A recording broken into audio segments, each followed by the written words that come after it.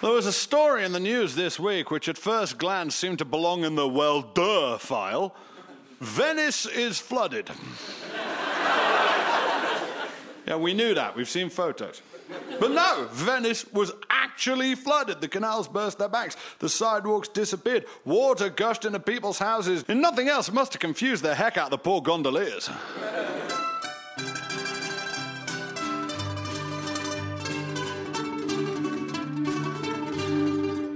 As you travel around in Venezia to get from point A to a point B, it's the gondolieri who gets ya to wherever you wanna to be.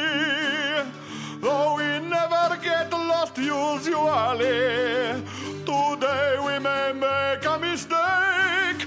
For this morning instead of canali, Venezia is just one big lake. Ah, mamma mia, tutti inondate, che cosa mai?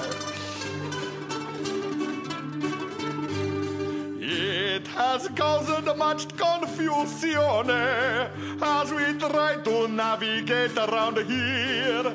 This surprising inundation has made all the streets disappear.